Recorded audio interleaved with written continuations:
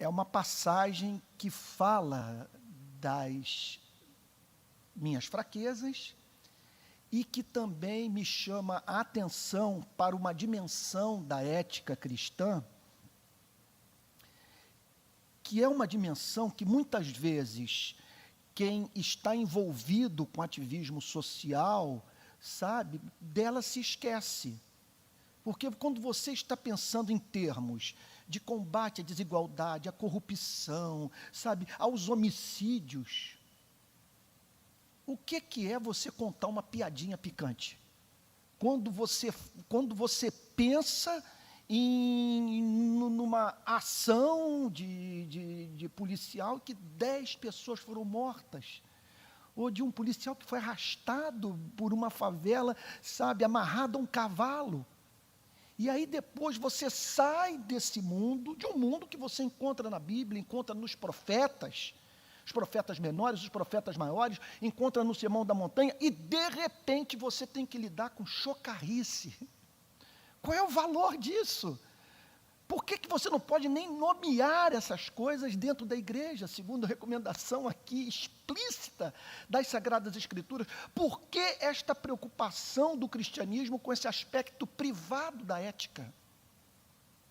Porque o só referir aquilo que o ímpio pratica é vergonha para nós cristãos. Então, chamo a atenção de vocês nessa noite para uma das passagens mais difíceis. Eu acho o seguinte, das mais difíceis de fazermos uma exposição numa igreja brasileira, porque é uma passagem que trata de problemas da nossa cultura, de tentações às quais nós estamos muito expostos. Eu não sei se foi o Gilberto Freire, em Casa Grande Senzala, foi Gilberto Freire, em Casa Grande Senzala, ele então, observando uma tendência da cultura brasileira, de nós brasileiros, termos um verdadeiro prazer em contar piadas de conteúdo sexual. Ele observou esse traço na nossa cultura, que é alguma coisa que remonta aí quase que, ou se não, à era colonial. Nós temos prazer nesse tipo de coisa, e o apóstolo Paulo vai tratar desses temas, entre outros. Outro problema que, assim, algo que nos inquieta, quando nós lidamos com esse texto, é você sair da glória do versículo 2 e ter que cair nessas minudências do versículo 3. Eu tenho para mim que é a existência de uma passagem como essa que faz com que tanta gente não goste do apóstolo Paulo, e que até mesmo sinta-se inclinada injustificadamente a estabelecer um contraponto entre o apóstolo Paulo e a pessoa de nosso Senhor e Salvador Jesus Cristo. Quer dizer, apresentando um Salvador preocupado com essas questões aparentemente profundamente moralistas. E que, contudo, salta aos olhos no texto que são preocupações do Espírito Santo e que não podem ser negligenciadas por nós. Então, vamos ao texto. Agora já não sei mais, eu ponho os óculos, são óculos novos, eu enxergo vocês, mas não enxergo a Bíblia. Tiro os óculos, eu enxergo a Bíblia, não enxergo vocês. Mas a impudicícia, gente, no grego a palavra é porneia, raiz da palavra pornografia. Então, esse versículo 3 é um versículo que fala sobre sexo. Mas a impudicícia, toda sorte de impureza ou cobiça. Então, ele está falando de relações sexuais que não glorificam a Deus. Ele está falando de relações sexuais que envolvem a falta de respeito por aquele que nós cativamos. Bom, falando de uma forma mais genérica possível, o apóstolo Paulo, nessa passagem, está dizendo que existe uma ética sexual no cristianismo. E esse é um dos assuntos hoje mais difíceis de serem tratados por nós nos púlpitos das nossas igrejas.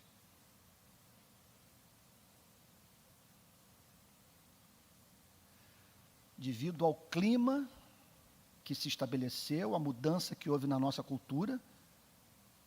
E outro dia, conversando com o pastor Vanderlei, ele me falando da sua experiência como psicólogo, de que questões éticas da nossa época, eu estou falando do decurso de 30 anos, não mais existem na cabeça da maioria dos jovens evangélicos de hoje. Aquilo que nos atormentava, que nos levava a curvar os joelhos e pedir a Deus misericórdia, hoje não faz parte das confissões de muitos dos jovens das nossas igrejas. E não é que, veja só, eles não se sintam mais culpados com o que a antiga geração fala, eles não entendem a linguagem. A linguagem não faz sentido, contudo, aqui está as Sagradas Escrituras dizendo que essa liberdade que nós temos em Cristo não deve ser interpretada por nós cristãos como uma liberdade que deve nos dar o direito de lidar com a nossa sexualidade à revelia do que a Bíblia nos ensina ou das implicações éticas do Evangelho de Jesus Cristo. E aqui está uma palavra como essa, impudicícia,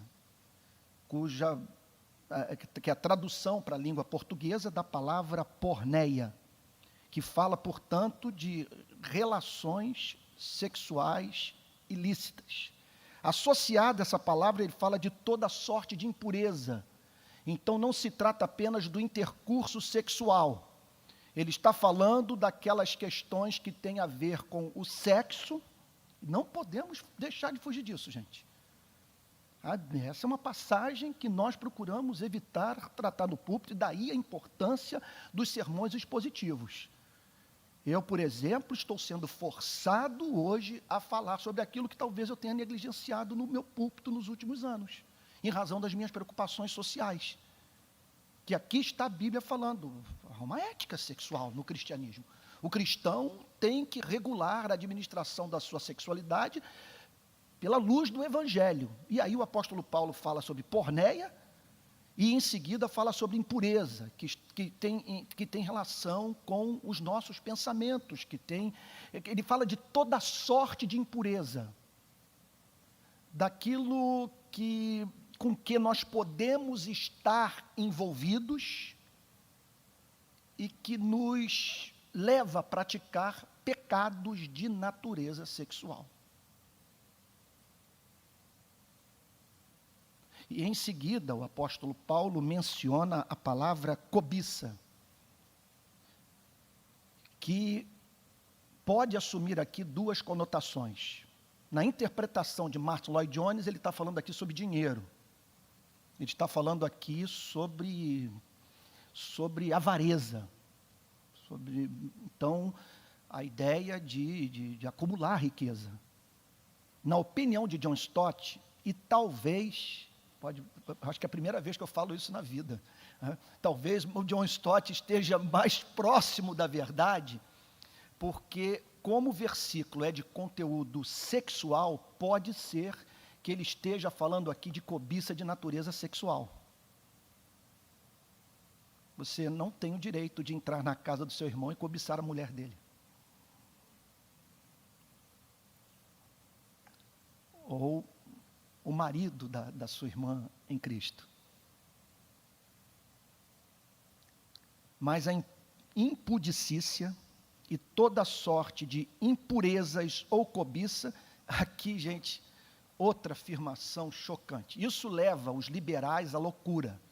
Eles dizem o seguinte: este homem, neste ponto, fugiu do espírito do Evangelho. Mas teria o apóstolo Paulo fugido do espírito do Evangelho quando nós encontramos na mensagem de Cristo algo do tipo: quem olhar para uma mulher com uma intenção impura, adulterou no seu coração? Então aqui ele está falando nem sequer que seja nomeado entre vocês. Ele está dizendo que há uma forma de se lidar com o sexo que nós não devemos mencionar entre nós até mesmo. Não é que isso nos conduzirá à prática do pecado, já se trata de uma ação pecaminosa. Nem sequer se nomeie.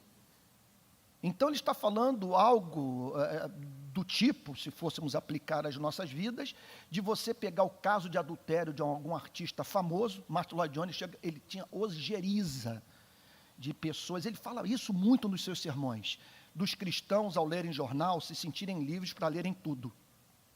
Ele, em várias pregações, fala sobre a importância de fazermos uma leitura seletiva dos jornais e das revistas, dizendo o seguinte, que tem temas, tem assuntos que você deve saltar, porque vão poluir a sua mente, não vão fazer bem para o seu espírito, vão estimulá-lo à prática do pecado. E o que o apóstolo Paulo certamente está falando aqui é o que acontece lá fora, nesse mundo, nessa esfera da vida, não deve ser objeto de comentário entre nós, gente. Que coisa impressionante. É bem verdade, conforme eu disse 15 dias atrás aqui na Betânia, é muito provável que o apóstolo Paulo está selecionando essa, vamos assim chamar de fieira de pecado, em razão da cultura de Éfeso. Nós não podemos nos esquecer que Éfeso era a capital do culto à deusa Diana, Artemis. E os adoradores da deusa Diana se sentiam livres para praticarem verdadeiros bacanais, orgias sexuais, na perspectiva de prestarem culto à divindade.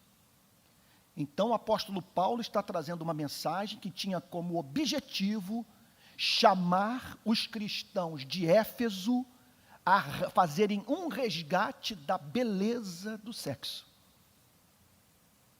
Dessa bênção que deve ser desfrutada com muito prazer.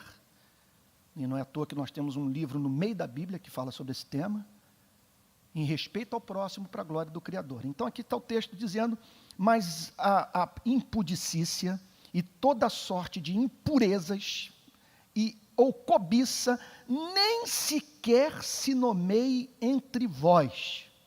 E aí, a afirmação chocante, como convém a santos. É como se ele dissesse o seguinte, isso não é coisa de crente, isso não se ajusta ao chamado de vocês, ao fato de vocês fazerem parte de um povo separado.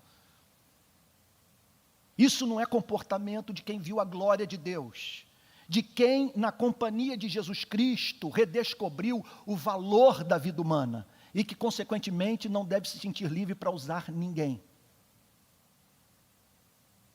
Lá na Barra, na nossa igreja, eu frequentemente tenho dito para os jovens que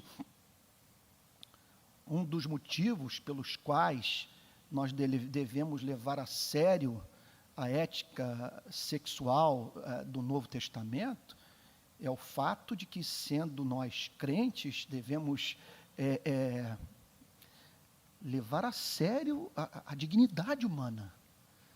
Que você não deve, repito, palavras de Exupéry, que você não deve se sentir livre para decepcionar aquele cujo coração se tornou cativo por você, que você o levou a amá-lo.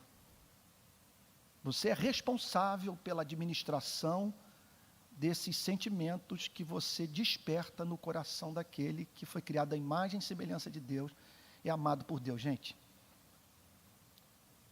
talvez, certamente, a providência divina está tratando desse tema com vocês num contexto em que ontem tive que administrar problemas sérios na vida de pessoas que eu amo.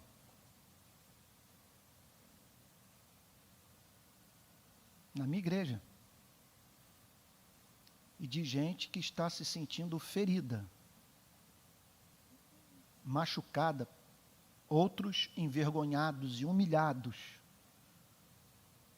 por não terem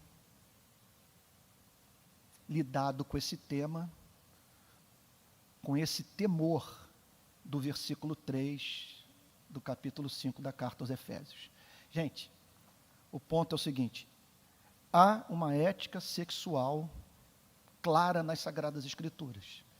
E a liberdade que temos em Cristo não é uma liberdade que deve nos permitir administrar da forma que bem entendermos, de acordo com os nossos caprichos, a nossa sexualidade. Então, esse é o grande argumento. Observem que o apóstolo Paulo sempre chama os cristãos para terem um comportamento inteligente, para você sempre encontrar a razão de ser do mandamento. Então, o cristão é alguém que deve... Interessante isso, né? O apóstolo Paulo não pede para eles orarem. Ele pede para eles usarem o cérebro. Usem o cérebro, procurem pensar neste tema que lhes é tão caro, que mexe com um instinto tão poderoso da vida de vocês, mas à luz da doutrina da santificação. Como tratar da administração da sexualidade à luz desta doutrina, que, entre outras coisas, diz que Deus separou soberanamente, na face da terra, um povo para o louvor do seu nome, para revelar a beleza do seu caráter, sal da terra e luz do mundo. Verso 4, aqui que eu me senti muito confrontado, para ser franco com vocês, e pedindo a Deus muita graça para saber como administrar a minha vida a partir do que esse verso 4 está dizendo. Nem conversação torpe. Ele está falando de um fruto podre, de uma árvore podre. Ele está falando de algo que sai dos seus lábios e que não alimenta, que não faz bem, que pode levar uma pessoa a adoecer.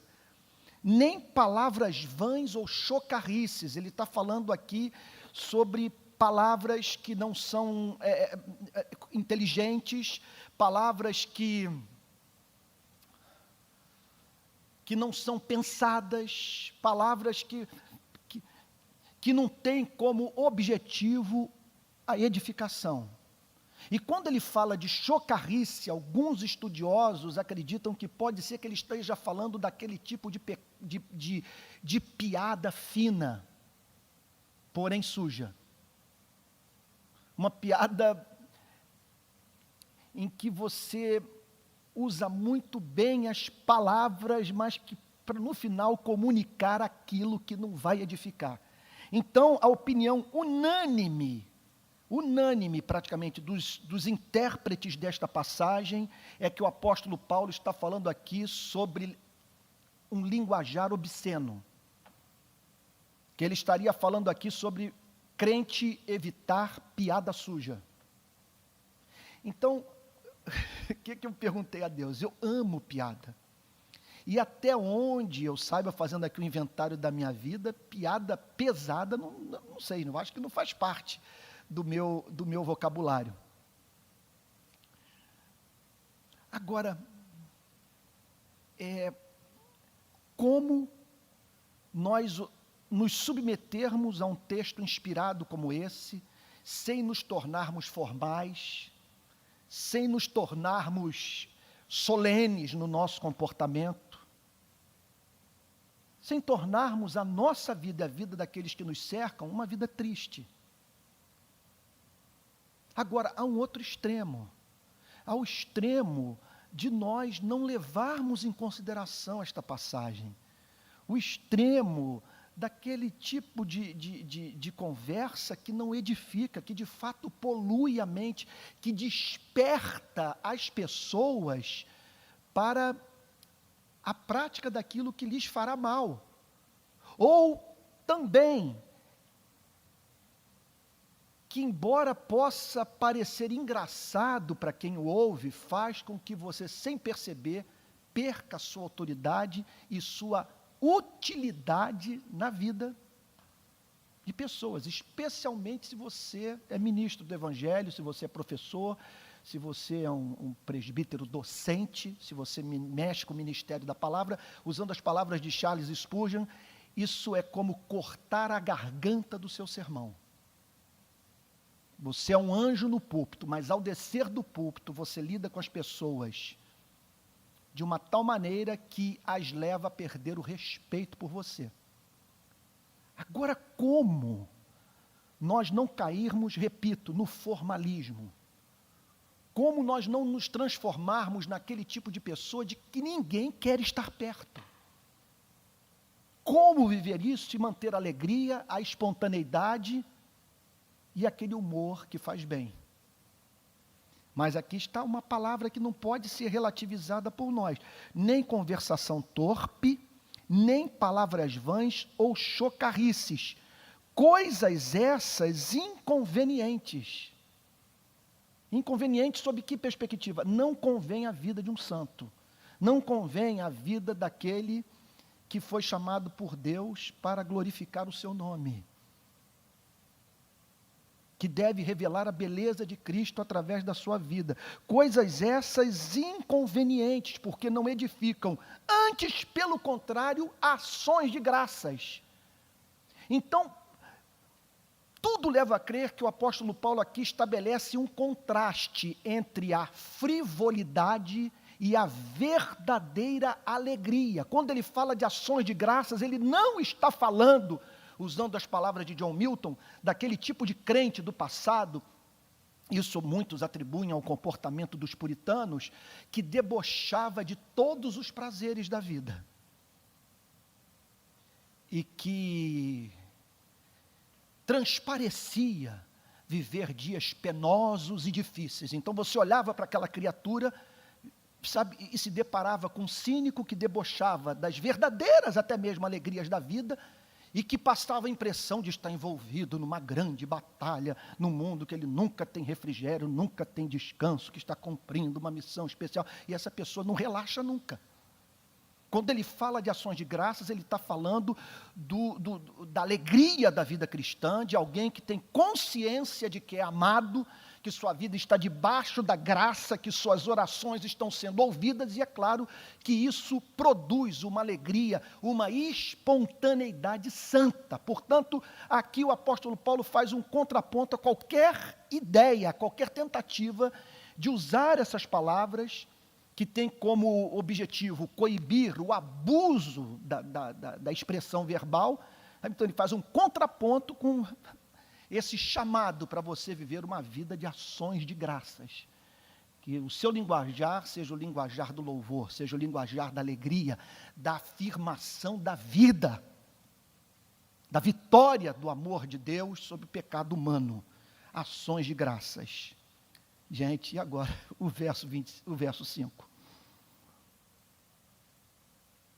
O que fazer do verso 5? É palavra de Deus. É versículo redigido pelo mesmo homem que disse: logo já não sou eu quem vive, mas Cristo vive em mim, e este viver que agora tenho na carne, vivo pela fé no Filho de Deus que me amou e a si mesmo se entregou por mim. É esse homem, esse mesmo homem que escreveu o versículo 5, uma vez disse: mas o que para mim era lucro, isto considerei perda por causa de Cristo. Filipenses 3, verso 7. Sim, deveras considero tudo como perda por causa da sublimidade do conhecimento de Cristo Jesus, meu Senhor, por amor do qual perdi todas as coisas e as considero como refúgio para ganhar a Cristo e ser achado nele, não tendo justiça própria que procede da lei, senão a que é mediante a fé em Cristo, a justiça que procede da fé, a justiça que procede de Deus, baseada na fé.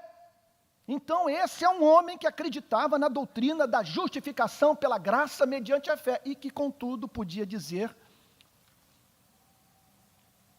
sabei, pois isto. Isso aqui é como se ele dissesse: bom, isso vocês sabem que é certo. E o que é absolutamente certo? E que deve servir de corretivo para o conceito de graça barata. nenhum incontinente. Incontinente é uma palavra que a gente não usa no nosso dia a dia aqui no Brasil. Fiquei intrigado em saber do seu significado no grego, e fui para o grego, e mais uma vez uma palavra no grego, no original de conteúdo sexual. A palavra no grego é pornós.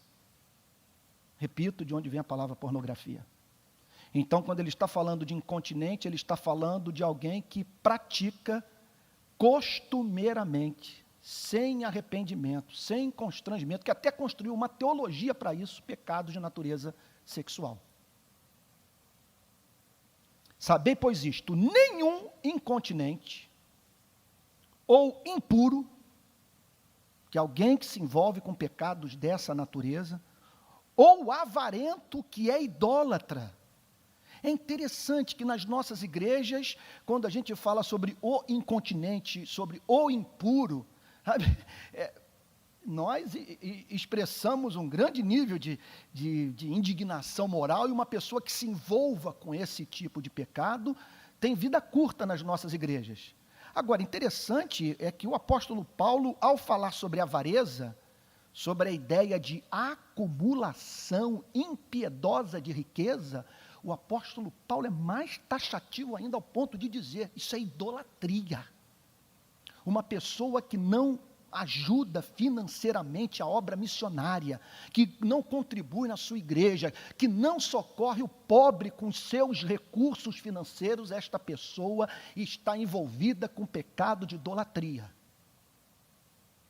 Então, e ele prossegue dizendo: ou o avarento, que é idólatra, tem herança no reino de Cristo e de Deus. É interessante que no grego não aparece o artigo definido, que poderia nos levar a estabelecer uma diferenciação entre Jesus e Deus. A leitura no grego passa a ideia de que o apóstolo Paulo está chamando Jesus de Deus. Então ele está aqui dizendo que não tem herança, que não vai herdar a vida eterna, não vai fazer parte desse país, dessa sociedade, dessa nação, não tem herança no reino de Cristo e de Deus. E aí, gente? Se formos falar em termos de quem está ou já se viu envolvido com o que o apóstolo Paulo está descrevendo aqui, se formos pensar nesses termos, a ponto de afirmarmos que não há esperança para estes, ninguém aqui entrará no reino dos céus. Então, o apóstolo Paulo está falando de alguém que ele está falando de uma prática costumeira, de alguma coisa que foi incorporada sem o mínimo pudor, sem o mínimo constrangimento. Sabe, aqui não há espaço para perdão. Essa pessoa criou, repito, uma teologia para isso até mesmo. E o apóstolo Paulo não dá esperança. Portanto, aqui me parece que o apóstolo Paulo está apresentando a base para uma afirmação que deveria nos levar a ver a doutrina da justificação pela graça mediante a fé à luz do contexto mais amplo das Sagradas Escrituras, à luz da doutrina da santificação, à luz da doutrina da salvação, que engloba a regeneração, que engloba a justificação, a adoção, a glorificação, que engloba tudo isso. Engloba aquilo que os teólogos chamam de ordo salutis, e de ordem da salvação. Que os reformadores costumavam dizer que nós somos justificados pela graça de Deus mediante a fé somente. Isso é claro nas Sagradas Escrituras. Mas à luz de uma passagem como essa, nós temos que acrescentar, mas não mediante uma fé que vem sozinha. Se essa fé não vem acompanhada de boas obras, essa fé não é a fé dos regenerados, não é aquela fé que nasceu no solo de um coração transformado pela graça de Deus. Não é? Então, olha só, repito, sabei, pois isto, permitam repetir, nenhum incontinente, quer dizer, nenhuma pessoa que não exerça em amor, em respeito ao próximo, para a glória de Deus, controle sobre sua vida sexual, quer dizer, que não estabeleça fronteiras, sabe, que não diga não para o seu desejo de usar pessoas, nenhum incontinente ou impuro, alguém que se polui com esse tipo de prática, que se envolve com esse tipo de poder, ou avarento, que é idólatra, tem herança no reino de Cristo e de Deus. Com isso, o apóstolo Paulo está dizendo o seguinte: quem se envolve com essas iniquidades está dando mostras de que não nasceu de novo. Não foi regenerado.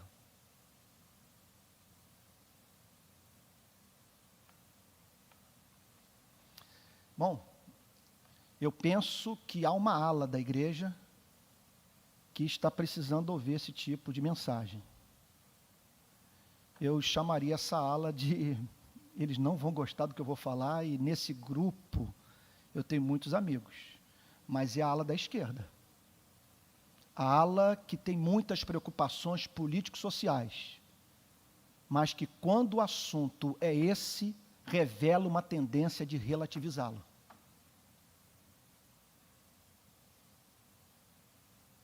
Então, nós vemos dois mundos.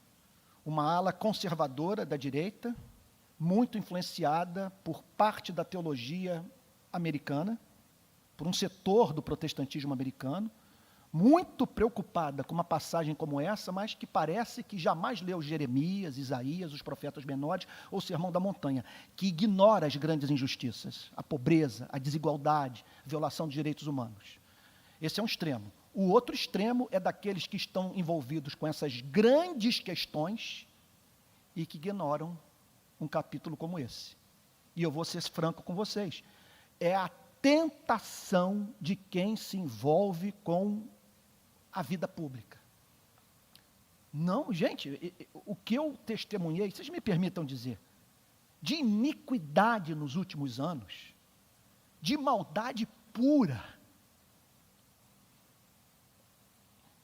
de revelação de completa indiferença à dor humana.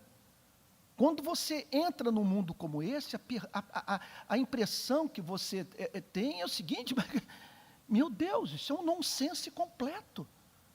Porque não é possível que Deus esteja preocupado com este mundo, com esse tipo de coisa, sabe, num contexto em que homens e mulheres estão morrendo na travessia da Síria para a Europa, em que você tem nesse país bolsões de miséria, uma população carcerária que vive, sabe, como se estivesse numa masmorra medieval. Contudo, a Bíblia insiste em dizer que se nós negligenciarmos essas questões, nós vamos perder o ser, não vamos ser úteis nem numa esfera nem outra, e correremos a tentação de estarmos lutando pela humanidade enquanto estamos destruindo nossa família, arruinando a vida de pessoas que nos são próximas. E perdendo de vista o fato que você mata não apenas com revólver, você pode matar também fazendo com que uma pessoa se sinta usada por você.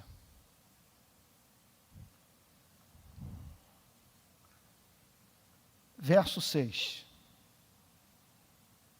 Ninguém vos engane. O que ele está querendo dizer com isso? Que jamais haverá um tempo, até a volta do Cordeiro, na história da Igreja de Cristo, em que não haja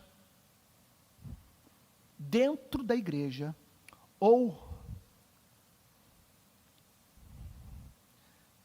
próximo da igreja, querendo encontrar espaço na igreja, falsos profetas que ensinam a graça barata.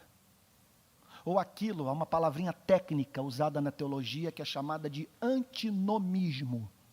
Antinomismo, antinomós, antilei, que diz que uma vez que você foi alcançado pelo evangelho gracioso de nosso Senhor e Salvador Jesus Cristo, você não deve ter preocupações de natureza moral, porque você é amado e tudo que você deve fazer na vida é aceitar a aceitação e se considerar até mesmo bem quando está mal. Aí Jonathan Edwards diz o seguinte, olha, essa é uma forma de você fazer uma aplicação indevida de uma doutrina santa, porque o Evangelho me leva a crer num perdão gracioso, quando, nas ocasiões, mesmo quando eu me vejo imundo e corro para Cristo em busca de refrigério, de acolhimento e amor. Agora, o que essa gente está ensinando é você se sentir bem quando de fato está mal. É o soldado nazista se sentir bem quando está mal. Ele não tem o direito de se sentir bem porque ele está em pecado. Sabe, é o patrão que explora o trabalhador e ele se deparar então com algum ministro mais preocupado com a arrecadação da igreja do que com a alma daquele pobre pecador, vamos assim dizer, sabe, e deixar de falar para ele sobre as implicações trabalhistas da ética do Novo Testamento. Pois bem, ninguém vos engane. Está dizendo, portanto, me perdoem repetir, que isso é muito sério, gente. Muito sério, que ninguém vos engane. Está dizendo o seguinte, não permita que um mestre supostamente cristão se apresente a você com esse tipo de discurso. E é um discurso muito atraente. E essa pessoa sempre estará cercada daqueles que sentem comichão nos ouvidos, sabe? E que revelam profundo interesse de estarem perto de pregadores que pregam aquilo que essas mesmas pessoas querem ouvir. Em geral, são pastores que se apaixonaram por alguém fora do casamento, que destruíram suas famílias e que se pegaram, não podendo mais pregar o que um dia pregaram, sob pena de passarem a pregar contra si mesmos. E aí estes constroem uma teologia, sabe? E que faz então com que sejam atraídos aqueles que estão em busca do evangelho da graça barata. Então ninguém vos engane com palavras vãs, que não edificam, que não se ajustam à mensagem central do evangelho, que ninguém vos engane com palavras vãs, porque, olha lá, por essas coisas vem a ira de Deus sobre os filhos da desobediência. Vem a manifestação da justa indignação de Deus sobre aqueles que foram paridos pela rebeldia, pelo desejo de fazer oposição a Deus.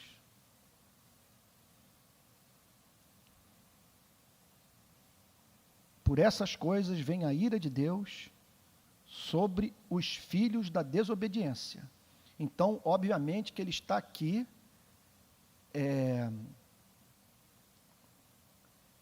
não mencionando, excetuando, aqueles que nasceram de novo, que são filhos de Deus, que estão enfrentando batalhas nessa área da vida. E como diz Thomas Brooks, não há passagem bíblica que ensine que um crente que está lutando com certas tentações, ou que caiu mais de uma vez em certos pecados, que ele não tenha nascido de novo. Como disse C.S. Lewis, nem sempre Deus dá a graça para a gente vencer o pecado. Muitas vezes o que Deus faz é dar a graça que nos leva a continuar lutando, sem perder a esperança de ficarmos parecidos com Cristo. Então, ele está falando aqui de filhos da desobediência. Notem, Irmãos amados, em nome de Jesus, a suprema obra do diabo em nossas vidas é se apresentar a nós travestido de Cristo, vestido de Cristo, como se fosse o próprio Cristo. Lutero faz essa denúncia na sua série de pregações sobre a carta aos Gálatas, e ele diz o seguinte, já falei sobre isso em outras ocasiões aqui na Betânia, como eu sei que não é Jesus Cristo e sim o diabo? Eu sei que não é Jesus Cristo e sim o diabo, porque o Jesus da Bíblia jamais falaria de modo tão duro com um crente quebrantado, com uma pessoa que está enfrentando limitações morais, que está em busca de sua santificação e lutando contra o fútil procedimento que seus pais lhe legaram. Então, Lutero afirma, o Cristo da Bíblia é um Cristo pro nobis, é um Cristo por nós, não é um Cristo contra nós. Falando aqui sobre filhos da desobediência. E não sobre filhos de Deus que estão vivendo a experiência do livro de Gálatas. A carne milita contra o espírito milita contra a carne, porque são opostos entre si, para que porventura não façais o que seja do vosso querer. Então, o texto não está dizendo que não há salvação para quem está enfrentando esse conflito na alma. O que não há salvação é para aquele que não sente essa agonia que nós sentimos quando pecamos. Sabe, aquele que peca e não escreve o seu Salmo 51.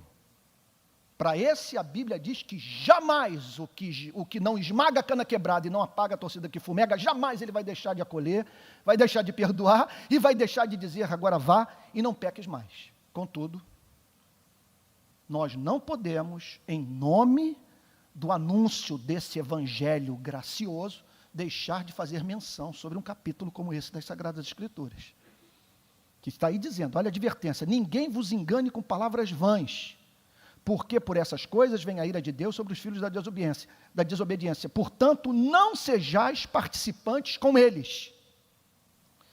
O que ele está dizendo é o seguinte, não faça o que eles fazem.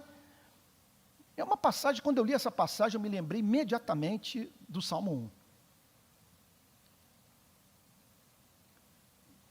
Que diz, bem-aventurado o homem que não anda no conselho dos ímpios, não se detém no caminho dos pecadores, nem se assenta na roda dos escarnecedores.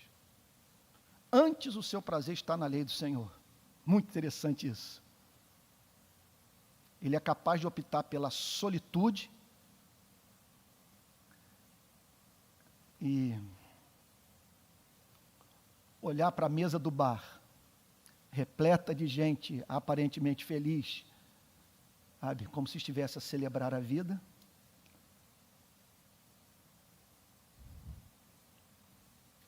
e que contudo permanece alheia às reais demandas da sua alma. Sentar-se à roda dos escarnecedores é estar com os pecadores, não para, palavras do reverendo Antônio Elias, diminuir o número deles, mas sim para aumentar o número deles. Então o apóstolo Paulo está falando sobre isso, não sejais participantes com eles. Olha, eu vou dizer algo agora que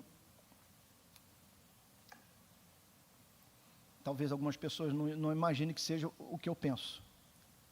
Mas esses mestres que ensinam esse tipo de cristianismo, nós não devemos receber em casa.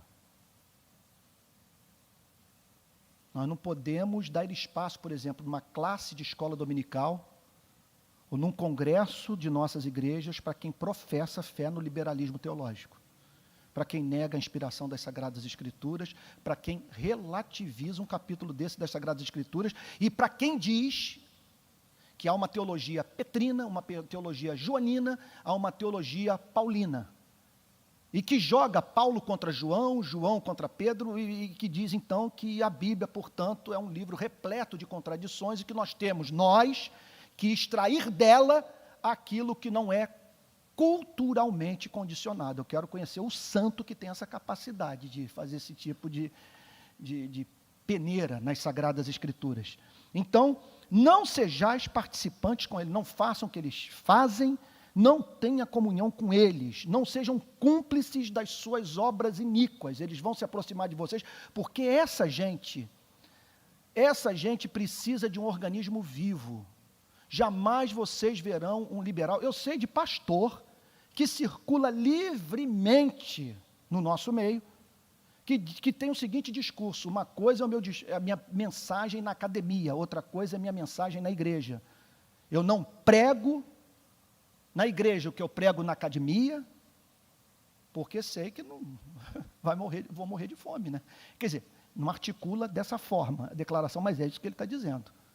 Ele sabe que não vai sobreviver no nosso meio, não tem como ele pregar esse tipo de mensagem abertamente para nós, porque as pessoas vão se levantar, vão embora, ele vai ter que arrumar um emprego.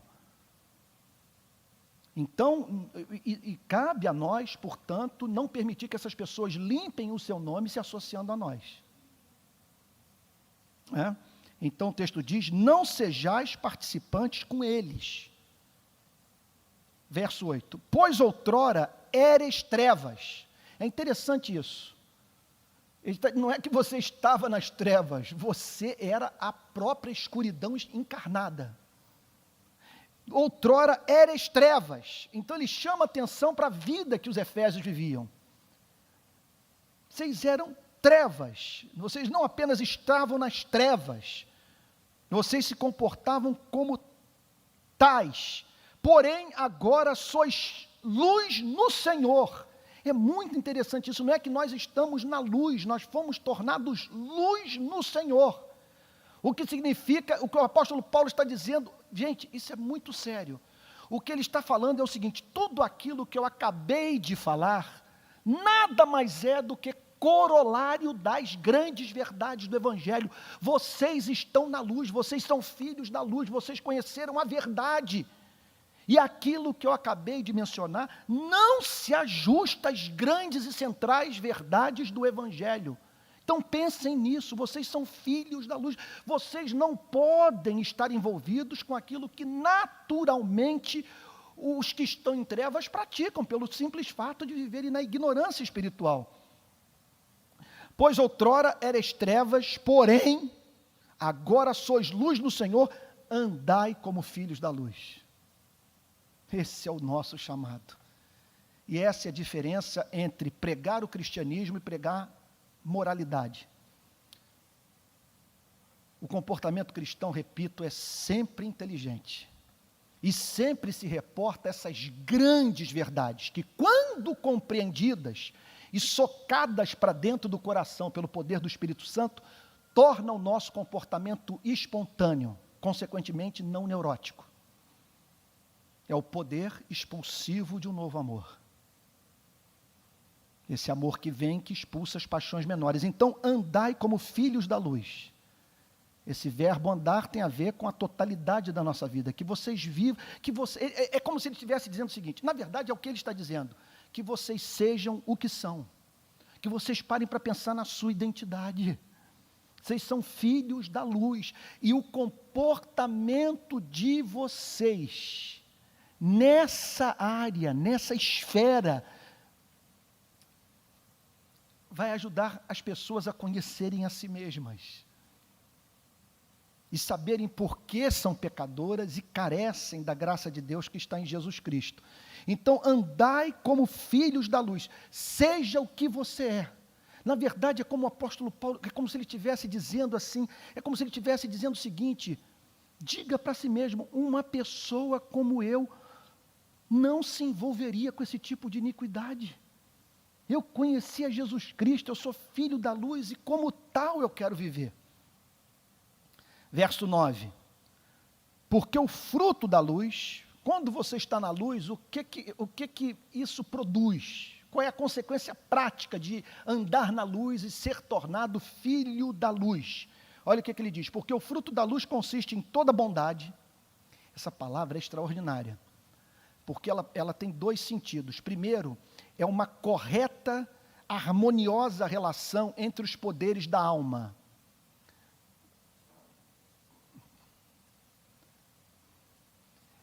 é aquilo que nós poderíamos chamar de simetria de caráter. Num grau maior ou menor, essa pessoa revela um caráter harmonioso. É uma relação justa entre os poderes da alma e que leva esta pessoa, consequentemente, a atos de bondade. Em seguida, ele fala sobre justiça. Quer dizer, é um fruto da luz uma preocupação em sujeitar a sua vida à lei de Deus. Esse é o sentido basilar da palavra justiça. Vida de conformidade ao caráter de Deus revelado na sua lei. E por fim, ele fala sobre verdade.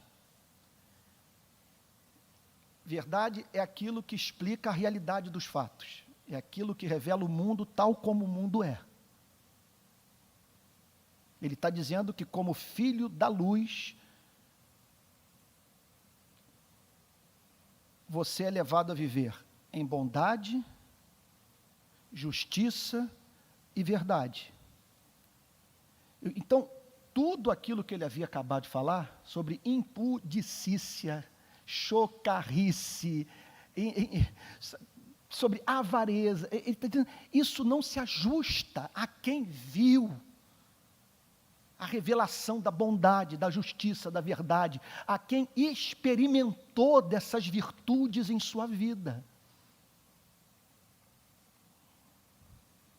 É interessante isso, que ele chama os efésios para se darem conta de quem eles eram, do que a graça havia feito pelas suas vidas. Não há nenhuma menção para você procurar uma reunião pentecostal e resolver esses problemas da seguinte maneira: basta olhar para Jesus. Como o povo de Israel olhou para a serpente. Eu não tenho que lutar, porque da mesma maneira que a salvação, o perdão de pecados, é alcançado pela graça, mediante a fé sem nenhum esforço, a minha santificação é operada de igual maneira. Isso é uma verdadeira mentira. E que leva as pessoas, portanto, ao invés de usarem o cérebro, de pararem para pensar, de pregarem para si mesmas, de estudarem a Bíblia e aplicarem a Bíblia em suas vidas, leva essas pessoas a irresponsavelmente aguardarem uma experiência mística que as demova dos conflitos morais da vida. O que a Bíblia nos ensina é: esmurro meu corpo e o reduzo à servidão, para que, tendo pregado a outros, não seja eu mesmo desqualificado. Eu arranco os olhos, arranco o braço, arranco a perna e estabeleço limitações à minha própria vida a fim de não perder o ser. Esse é o método bíblico. E aqui está o apóstolo Paulo. E o que ele faz é chamar aquelas pessoas para pensar de modo teológico, para verem as suas vidas à luz da verdade. Andai como filhos da luz, porque o fruto da luz consiste em toda bondade, justiça e verdade. Então, o que ele está dizendo é o seguinte: procure ver tudo o que foi falado e que pareceu para você intragável, pareceu para você moralismo da pior espécie. Foucault chegava ao ponto de dizer que o maior desserviço que o cristianismo prestou à humanidade foi sua ética sexual, que ninguém consegue viver. E o apóstolo Paulo diz o seguinte: mas se você usar o cérebro no poder do Espírito Santo, você vai desfrutar deste prazer no grau mais elevado, da forma então mais gloriosa e sem trazer sofrimento para pessoas que Deus ama. Então, o que você deve fazer? Ver tudo isso à luz da bondade, da justiça e da verdade. Você deve regular a sua vida por esses frutos que o apóstolo Paulo diz da luz. Verso 10, já estou terminando. Provando sempre o que é agradável ao Senhor. Olha aí, gente. Provando sempre o que é agradável ao Senhor. É impossível ler uma passagem como essa, Theo, e não me lembrar do seu pai. Diálogo dele no jardim da igreja Betânia, lá na Major Frois. Algum jovem, que hoje já deve ser um coroa da minha idade, virou-se para o reverendo e perguntou o seguinte: reverendo, eu posso fazer isso? E aí a imortal resposta do reverendo Antônio Elias: meu filho, se você consegue dar graças, faça. Então aqui está o apóstolo Paulo dizendo: provando sempre o que é agradável ao Senhor. Está dizendo o seguinte, que você deve fazer perguntas, que você deve submeter o pensamento, a prática, a escolha ao teste. Que teste é esse? Posso dar graças por isso? Posso dizer que ao fazer, Deus está sorrindo para mim? Isso é agradável ao Senhor? Vejam que não há preocupação aqui com a sua reputação, não há preocupação aqui com a coesão social, sabe? Não há preocupação aqui com a não ruptura do tecido social, nada disso. Notem que o discurso é interno, o apóstolo Paulo não está falando isso para Éfeso, está falando isso para dentro da igreja, que ele não tinha a mínima esperança dos efésios viverem isso, só os cristãos. Então essa conversa para crente, para os incrédulos a gente prega o evangelho.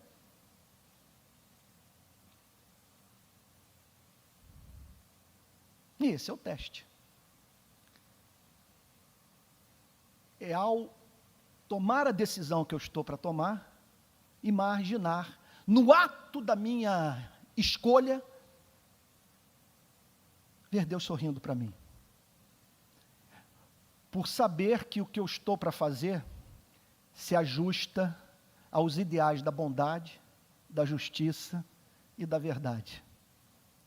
Provando sempre o que é agradável ao Senhor. Aqui é o uso realmente do cérebro.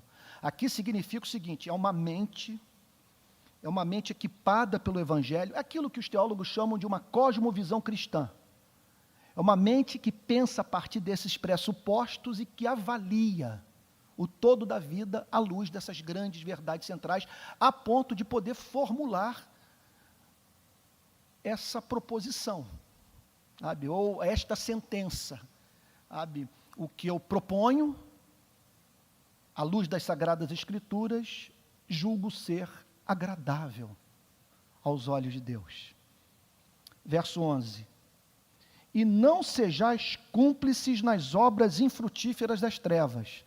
Está dizendo, veja só, está dizendo para você não participar, está dizendo para você não endossar, você não se tornar cúmplice dessas obras que não produzem fruto, dessas obras que não fazem o homem provar da verdadeira felicidade, da verdadeira alegria. E não sejais cúmplices nas obras infrutíferas das trevas, antes, porém, reprovai-as. É interessante esse verbo, porque ele passa a ideia de o seguinte: não sejais cúmplices das obras infrutíferas das trevas. Está dizendo o seguinte, que há uma razão de ser para o mandamento e que você tem uma obrigação de mostrar a razoabilidade da vontade revelada de Deus na sua palavra, porque nada é arbitrário, não é um ser caprichoso pedindo dos homens idiotices ou aquilo que os homens não podem dar. Quando ele fala de reprovai-as, ele está dizendo o seguinte, é um diálogo que você mantém com alguém dentro da igreja, sabe, no qual você pode apresentar um argumento. Veja, aquilo que eu sugiro para a sua família, para a forma como você lida com dinheiro, para a forma como você lida com o próximo, com seus empregados, para a forma como você administra a sua sexualidade, isso se ajusta à nossa cosmovisão. Isso se ajusta ao nosso conceito de bondade, justiça e verdade. Isso é prática de quem é filho da luz. Isso se ajusta ao Evangelho, isso é comportamento de crente, isso é corolário da nossa doutrina.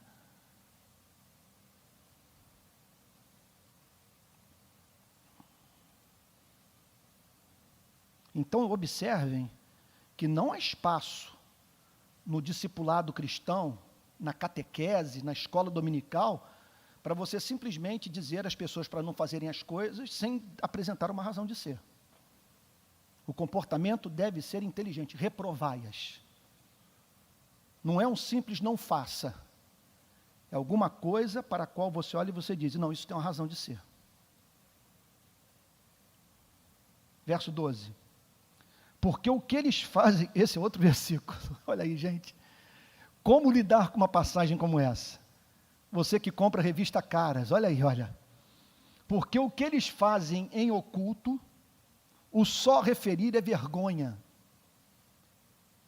está dizendo que se a atriz fulana de tal se divorciar do ator, sei lá, fulano de tal, porque arrumou um amante, que você não deve trazer esse assunto para a igreja, para a sua casa, que você não deve ler isso no jornal, que você deve olhar para uma página dessa, numa revista, e dizer o seguinte: eu não tenho tempo para isso.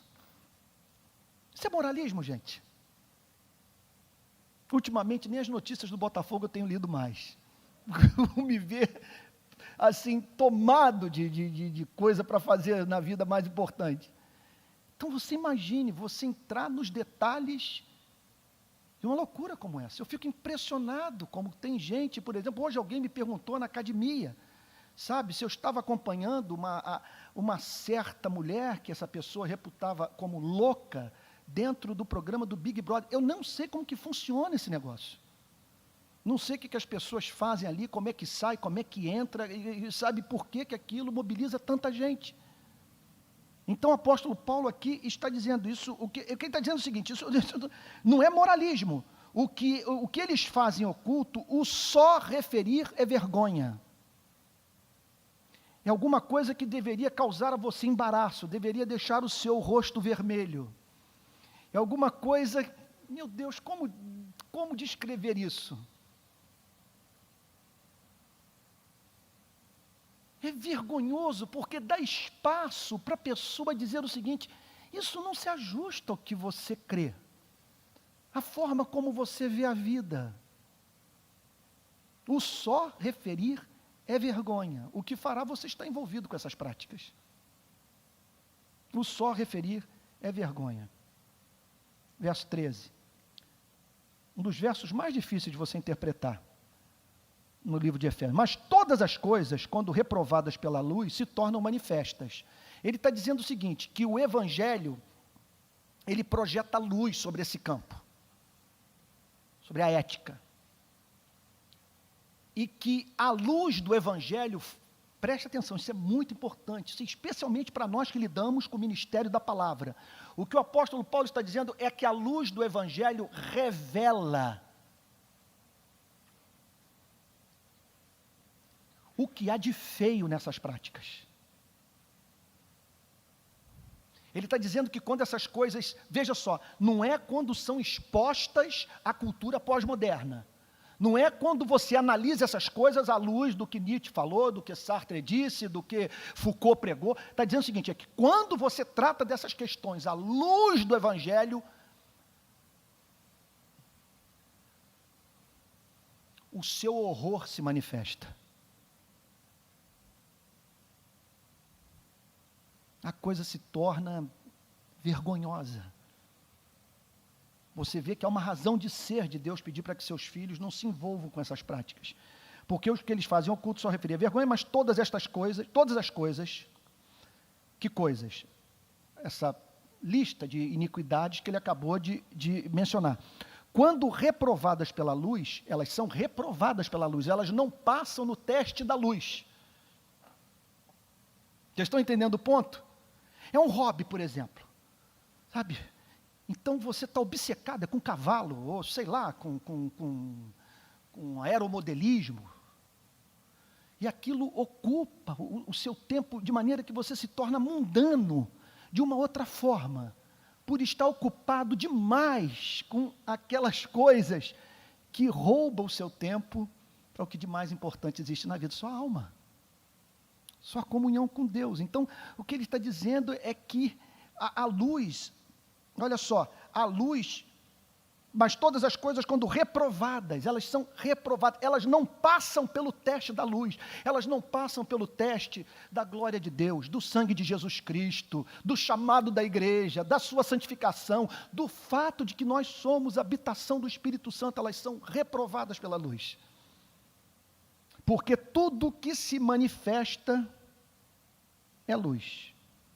Aqui, essa parte final do versículo 12 é objeto de disputa entre os intérpretes desse texto. Uns são bastante otimistas, como John Stott. O John Stott diz o seguinte, que porque tudo que se manifesta é luz, o apóstolo Paulo pode estar dizendo o seguinte, é que nesse contato com os não cristãos, você pode comunicar luz, e que através dessa retidão, através desse comportamento inteligente, sábio, santo do crente, ele pode comunicar luz, de maneira que pessoas não apenas entrem na luz, mas elas se tornem iluminadas. Agora, pode ser, essa é uma outra interpretação, porque tudo o que se manifesta é luz, porque é na presença da luz que essas questões éticas têm a sua natureza revelada. Último versículo da noite, para a alegria de todos. E aí, semana que vem, a gente entra no verso 15, daqui a 15 dias a gente entra no verso 15. Aí o apóstolo Paulo, interessante isso, a pregação do apóstolo Paulo, ele vem falando e de repente surge um relâmpago em céu azul. Essas são as pregações mais apaixonantes que existem, quando o pregador está desenvolvendo o assunto e de repente sai aquela profecia, aquela palavra que vem do alto, rica em originalidade, em fidelidade a Deus e a sua palavra. Pelo que diz, isso aqui, das duas uma, pode ser um resumo de Isaías 61. Mas muitos comentaristas bíblicos e a interpretação mais moderna desse texto ensina que essa passagem é um trecho de um hino do primeiro século. Provavelmente um hino que era cantado no momento do batismo. Então estava a pessoa sendo batizada e a igreja cantava essa canção. Desperta, ó tu que dormes. Então é Deus chamando, você está num sono. E viver dedicado a essas coisas revela que você não foi despertado para a vida, você perdeu de vista o fato de que tem uma alma e que você dura pouco, e que vai ter que prestar contas ao Criador dos céus e da terra. Desperta, ó tu que dormes, levanta-te dentre os mortos. É um Lázaro, vem para fora, e Cristo te iluminará. Aí o apóstolo Paulo então conclui da forma mais gloriosa que poderíamos conceber. Ele diz assim, desperta tu que dormes, levanta-te dentre os mortos, Cristo te iluminará. Ele está dizendo o seguinte, esse é um chamado para a igreja ser o que ela é, porque nós somos a comunidade daqueles que acordaram de um antigo sono, daqueles que estavam mortos e reviveram, e que foram iluminados por Jesus Cristo.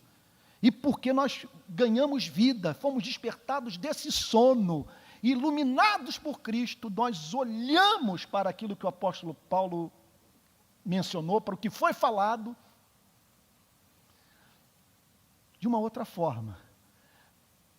Não vendo o capítulo 5 como de um moralismo insuportável, neurotizante, mas como corolário ou como expressão do ser nova criatura. Então, que Deus nos abençoe e que nos ajude a manter uma harmonia entre ética pública e ética privada. Que ao nos vermos envolvidos com as grandes questões do planeta, não nos esqueçamos que existe esse texto. E que está nos ensinando que se nós não tratarmos dessas questões aparentemente insignificantes, nós vamos perder o ser. Vamos perder a nossa própria utilidade no mundo que dizemos aqui, desejamos servir. Se eu fosse resumir tudo numa frase, eu diria que essa passagem está dizendo que sem santificação ninguém verá Deus. Que somos justificados pela graça, mediante a fé somente, mas não mediante uma fé que vem sozinha. Essa fé vem sempre acompanhada de boas obras. E é esse equilíbrio que nós temos que resgatar, de maneira que tenhamos uma igreja feliz. Mas de uma felicidade que não seja carnal. E pregar sobre esse capítulo hoje, em Niterói, no Rio de Janeiro, é remeter, especialmente o jovem, para um mundo que ele não mais consegue entender. E que só pode se tornar compreensível com ele estando na luz. Vocês vejam que o apóstolo Paulo precisa exortar os regenerados a viverem assim, dessa forma, em santidade de vida. Se os regenerados enfrentam conflitos nessas áreas, vocês imaginem os não cristãos. Que a última coisa que precisa é de campanhas moralizantes. O que eles mais carecem é de uma igreja evangelista, que pregue o evangelho e lhes dê poder para que eles sejam despertados dentre os mortos, para que eles acordem desse sono e sejam iluminados por Cristo. Deus abençoe a todos.